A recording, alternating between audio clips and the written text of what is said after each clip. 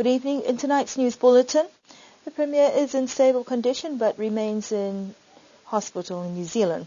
Former Chief of Police passes away unexpectedly. Community leaders find out more about accessing the Green Climate Fund. A research schooner with rich history is in Niue waters this week. Premier Tokas Halangi is said to be in a stable condition but remains at the Auckland City Hospital in New Zealand under the care of doctors. Last Thursday, a medical evacuation was deemed necessary by doctors at the Niue Hospital, and this is the second time the Premier has been medevaced this year.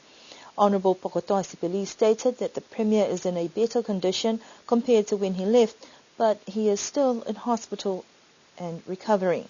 At this point in time, government officials are unsure when he will be due to return to office, and Honourable Pokotoi remains as the acting Premier.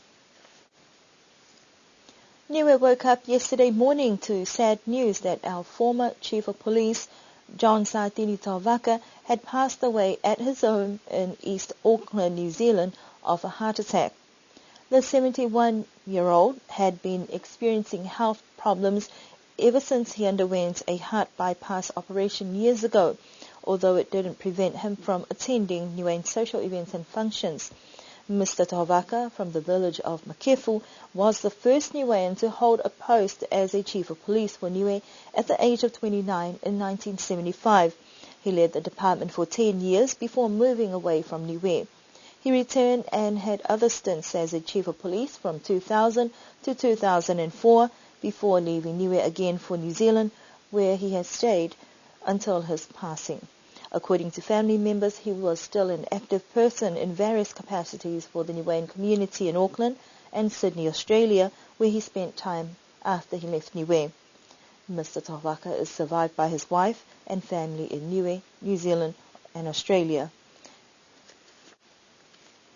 Key stakeholders from civil society and public and private sector were actively engaged in a one-day national consultation at the Millennium Hall yesterday to get a better understanding of the Green Climate Fund. The mandate of the Green Climate Fund is to support the world transforming to a more low greenhouse gas emissions pathway and also building resilience to climate change. There is recognition that there is a need for significant amounts of funds required to assist countries on the front line to respond to the implications of climate change. This is really the largest dedicated fund established to support both mitigation and adaptation. And mitigation just means bringing down greenhouse gas emissions like carbon dioxide, and adaptation is basically for us to be able to become resilient to the implications and the impacts of climate change going forward. The desire of the climate change community to reach 100 billion per annum in climate finance by 2020. So the Green Climate Fund was set up to house those funds. So we've been operational now for about 2 years, and we currently have just a little over 10 billion, and we will go into another replenishment rounds starting next year. So it sounds like a substantive amount of money, but the implications of climate change globally are going to be very significant. So we're trying to invest in places that will have the biggest impact right now. We have a couple of windows of funding. So one is the actual for big projects, which is the larger portion of the funds. And then we have a separate pool of funding for what we call readiness activities, which is basically to help countries become ready to accept and engage climate finance effectively. And then project preparation funding. So out of the full project proposals, and we've only been open for about 1 year for business in accepting full project proposals. Out of the Pacific, we have 67 million so far allocated or approved already, and that's in the form of 2 projects. One in Fiji, which is on wastewater management, and adaptation as well to freshwater intake. And in Tuvalu for coastal protection, a seawall and capacity building and a number of other elements to that. So the investments that the Green Climate Fund in those 2 projects is much larger than any climate finance the region has accessed in the past. There are readiness funds available where countries can access each year for $1 million, and there is also extra $3 million for adaptation planning when countries are ready. Niue has already benefited from readiness fund support by supporting the Pacific community go through a gap assessment through accreditation. Niue is also developing a proposal to help strengthen the institution that will manage this fund. This was the first national GCF workshop to give an overview and introduction of what GCF is, and the consultation was an interactive process that had representatives from NGOs, CSOs working in groups to develop ideas. The participants yesterday raised the issue of capacity, which is not an uncommon one, but Niue is the right country to take that forward. It's the smallest out of all of the countries. So if anyone's going to push for a special modality on capacity retention, so you're not just training people but you're actually retaining them, it's going to be this country. And the participants came forward with a very strong case that they wanted to carry forward, and maybe through the SIDS board member try and ensure that going forward readiness funds can support not just training but also the employment of climate-related staff. There were 4 groups and they all presented on those, and we had some fantastic ideas that came out. And I think that, for me anyway, that gives me a much better idea of the likely projected need that Niue will require going forward. So I can program the Pacific envelope on the basis of these different requests.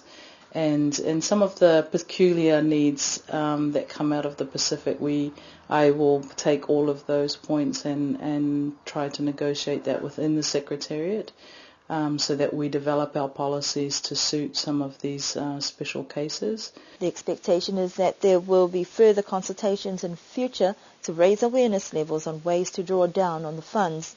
Groups who are interested in accessing funds through GCF, who would like more information about the processes, would need to contact the National Designated Authority. And for Niue, that is the Project Management and Coordination Unit at the Whalefono. The research schooner Tara is in Niue waters as part of a Pacific expedition, and this 36-metre vessel comes with a lot of history. Built in 1989 in France, the vessel was originally known as Antarctica, then as Seamaster, when it changed ownership before being renamed Tara. We caught up with the captain of the ship, who was more than happy to share a bit of information about some of the special features of this yacht. Tara is a schooner, so it's 2 masts, so it's a real sailing ship, and it has been made for the ice drift, which is why you have this kind of curves, shape, and flat underneath. The boat is basically built to drift in the ice, which she did in the Arctic between 2006 and 2008. She spent 18 months drifting in the Arctic, so which is why you have this weird shape, not common, I would say. And it's made in aluminium. It's weighing for the expedition about 140 tons. We have 2 engines, 3 generators for the science and for the supply on board, and it's well insulated. The particularities we have to do to put air condition here in the Pacific in tropic weather, because it's a polar boat, so it's quite warm inside. The difficulties sometimes with the weather specifically, because the boat was, as the captain said, it was not built for the South Pacific. So we have been difficulties to enter the lagoon sometimes because the boat is not made to enter the different paths. So for example, in Tuamotu, in very small island, we had sometimes to go back, and we cannot enter with the proper boat inside of the lagoons. So for the scientific, we have to adapt in every island we come, and for the navigation specifically, they have some issues sometimes with the maps, because some of the islands are not very well known in the GPS we have here. So we have sometimes to go with the small boats and to do some scout location ourselves to know if we can enter or not in those islands. It was purposely built to withstand Arctic conditions, and in an unprecedented scientific and human adventure, the Tara drifted in the Arctic, a region that is critical to the evolution of the Earth's climate. The research expedition will take 2 years. That may take its toll on those who are on board, but the captain explains how the research team and crew managed to cope with the long hauls and time at sea. The Tara also has a Kiwi connection as the vessel that was formerly owned by Sir Peter Blake and used in a number of his expeditions. The connection to this boat is he tried with Seamaster to make science all over the world, also educations and sensibilization about protect nature.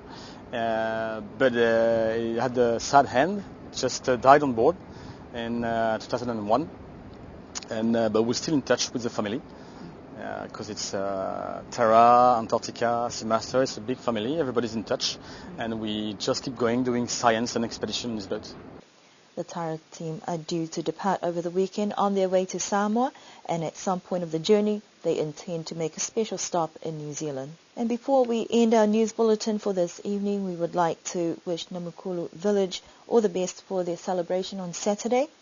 We would also like to extend our deepest condolences to the family of John Saitini Tauvaka for your loss.